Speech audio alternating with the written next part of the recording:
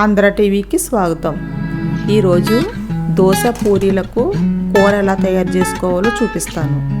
కావలసిన పదార్థాలు: 1 స్పూన్ ఆవాలు, 1 స్పూన్ పచ్చెనగపప్పు, చిటికెడు పసుపు, టేస్ట్కి సరిపడా సాల్టు, కొత్తిమీర, కరివేపాకు, 1 ఉల్లిపాయ, 1 పచ్చిమిర్చి, క్యారెట్ ముక్కలు, బంగాళదుంప ముక్కలు, 2 స్పూన్లు శనగపిండి పేస్ట్.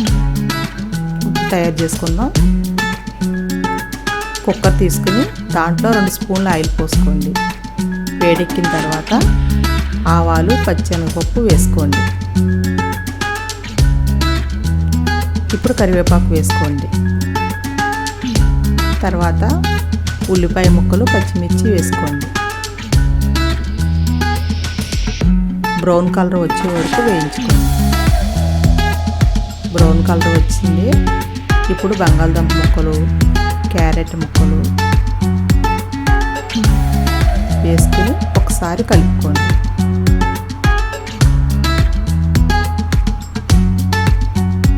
తర్వాత చిటికెడు పసుపు, సాల్ట్ వేసుకోండి. మొత్తం అంతా కలుపుకొని 1 గ్లాస్ వాటర్ పోసుకోండి.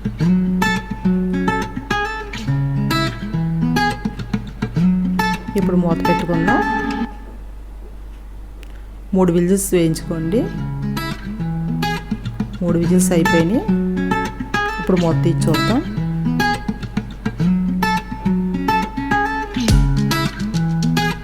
కర్రీ ఉడికిపోయింది.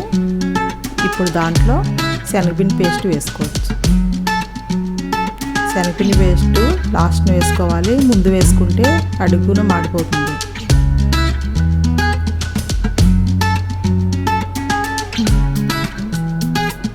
కాసేపు శనగపిండి తిక్కుగా అయ్యే వరకు ఉడికించండి.